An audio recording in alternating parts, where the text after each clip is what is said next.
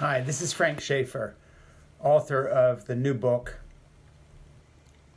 Fall in Love, Have Children, Stay Put, Save the Planet, Be Happy. And one of the things I argue in that book, and I think actually lay a good groundwork of proof for, is that the only God that you can trust, if you want to put it that way, is our human evolutionary process.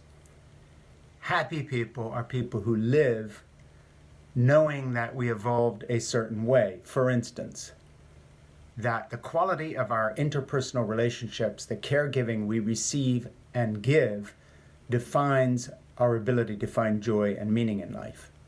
Not career, not money, not position, not title, but the quality of our interpersonal relationships, what we see in the eyes of those we love most and who love us most, or do not see if we are alone. You know, I was raised in an evangelical background by a famous evangelical pastor named Francis Schaeffer, and he argued for Christianity by saying that without the teachings of Jesus, without the Old and New Testament, without the inheritance we get from the, quote, people of Israel, etc., there would not be morality. There would be no basis to life.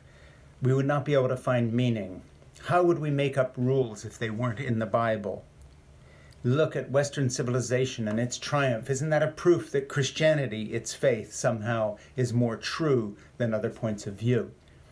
Dad had it completely wrong, and at this holiday season, I think it's worth pausing to tell the truth to people who may come from that same background. All religion is just an eye blink old.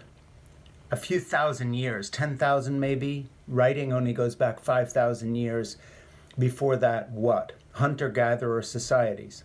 Well, what did evolution give us in order to survive? It gave us the ability to love, to feel, to empathize, to care. Had it not been for the caregiving quality of males and females, non-binary people, all people, none of us would be here. You would not be listening to my little talk here. It's because someone cared in your ancestral heritage, as we all walked out of Africa together in hunter-gatherer groups, that any of us are still here. Some child was left by the side of a path. Someone picked that child up. That's your great ancestor. So the fact about religion and morality and the need for Christianity, and if it wasn't for Jesus' teaching, we would be uncivilized barbarians, really has to be corrected.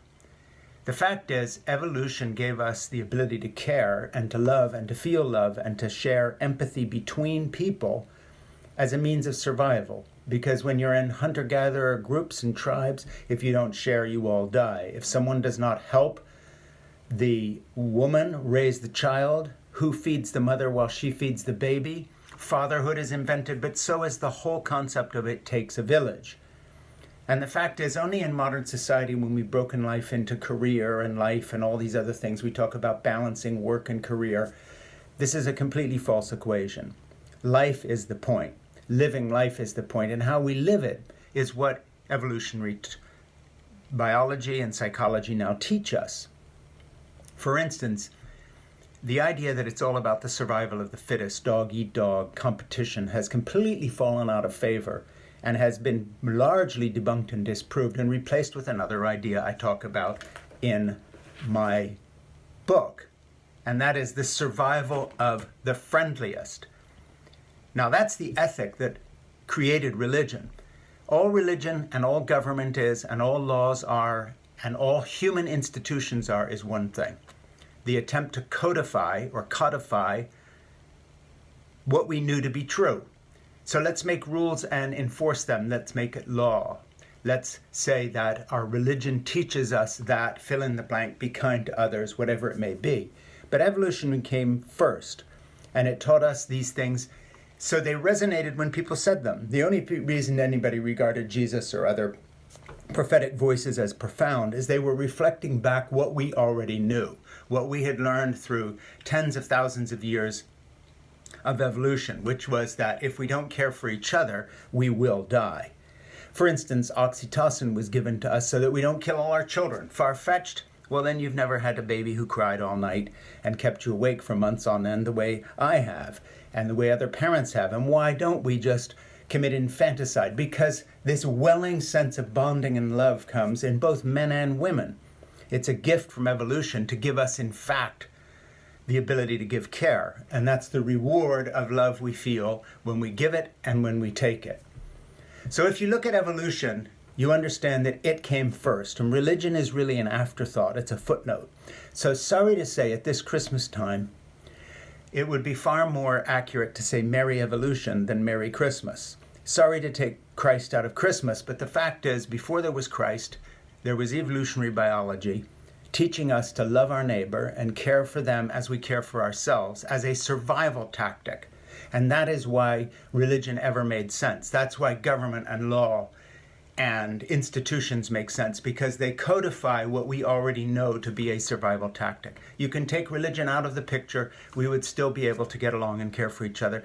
Before religion was invented, before there were concepts of God, there were concepts of sharing in order to survive.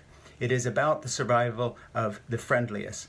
That is what you should think about this Christmas, not the religious superstructures that have been added to that.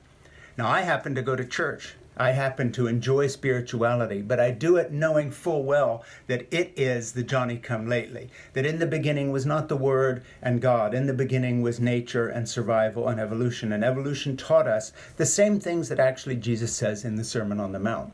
So if you're a Christian, enjoy the Christianity, but don't delude yourself into thinking that somehow without this, civilization crumbles. Thank you.